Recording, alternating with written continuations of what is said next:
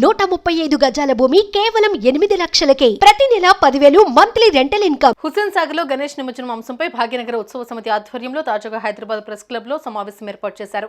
ఈ కార్యక్రమంలో గణేష్ ఉత్సవ సమితి అధ్యక్షుడు రాఘవారెడ్డి, ఉత్సవ సమితి మెంబర్ మాధవీలత, ప్రధాన కార్యదర్శి రాజవర్ధన్ రెడ్డి పాల్గొన్నారు. ఈ సందర్భంగా మాధవీలత మాట్లాడుతూ హుస్సేన్ సాగర్ లో డ్రైనేజీల ద్వారా కలుస్తున్న మల మూత్ర విసర్జనను ముందు ఆపండి, ఆ కంపు భరించలేకపోతున్నామంటూ సూచించారు.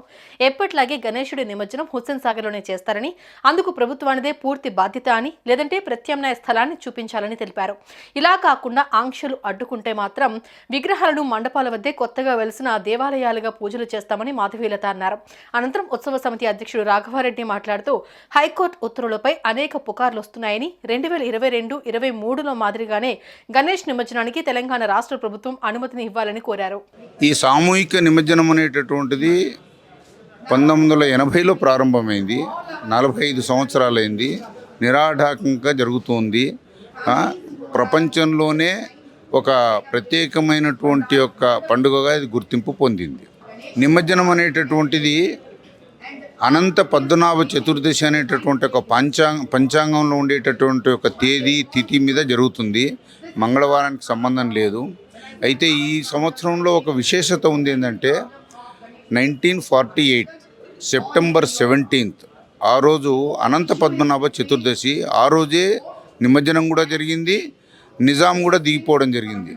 మళ్ళీ 1948 తర్వాత 2024లో సెప్టెంబర్ 17 అనంత పద్మనాభ చతుర్దశి కూడా కోయిన్సైడ్ అయ్యాయి. కాబట్టి ఈ సంవత్సరానికి ఉన్నటువంటి ఒక విశేషత అది. ఏర్పాట్లు బ్రహ్మాండంగా జరుగుతున్నాయి. ప్రభుత్వం కూడా చాలా సానుకూలంగా ఏర్పాట్లను చేస్తుంది.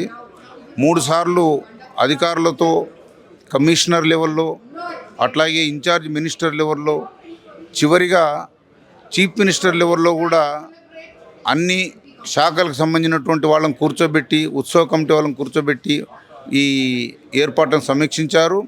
Everything is going on well with the cooperation of the government. ఈ ప్రెస్ మీట్ ప్రత్యేకించి భాగ్యనగర్ గణేష్ ఉత్సవ్ కమిటీ వారి ఆధ్వర్యంలో జరిగింది. ఇందులో చెప్పొచ్చేది ఏమిటంటే, మేము ఏ విధంగానూ హైకోర్టు వాళ్ళు ఇచ్చిన నిర్ణయానికి వ్యతిరేకంగా వెళ్ళదలుచుకోలేదు. ఎందుకు అనంటే, హైకోర్టు ఇచ్చిన ఉత్తర్వులు మాకు కాదు, గవర్నమెంట్. గుమ్మడికాయ దొంగ అంటే భుజాలు తడుకోవడం మాకెందుకయ్యా, మాకు సంబంధం లేని విషయం ఇది.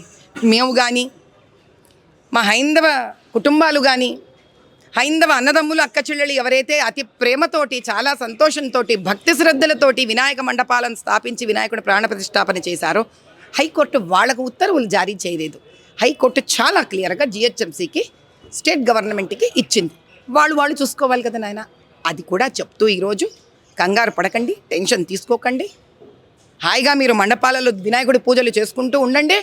ఒకసారి గవర్నమెంటు, జిహెచ్ఎంసీ ఈ వినాయకుల నిమజ్జనం చేసే వసతి కల్పించిన తర్వాత వాళ్ళే మనకి కబురు పెడతారు. మేము కబురు పెడతాం మీకు, ఆ రోజు వాళ్ళు కబురు పెడతారు, ఆ రోజు నిమజ్జనం చేద్దాం. అంతవరకు వినాయకుడి పూజలు దేదీప్యమానంగా రోజు చేసుకోండి. వినాయకుడికి నైవేద్యాలు పెట్టండి, ప్రతి ఇంటి నుంచే తీసుకురండి. కుల మత భేద విచక్షణాలు లేకుండా ఐకమత్యంతో హైందవులందరూ సంఘటితమయ్యి ప్రతి ఇంటి నుంచి నైవేద్యం రానివ్వండి. భజనలు చేసుకుంటూ ఉండండి. భక్తి పారవస్యంలో హైందవ ధర్మాన్ని ముందుకు తీసుకెళ్ళండి, సనాతన ధర్మాన్ని ముందు తీసుకెళ్ళండి. నమస్కారం.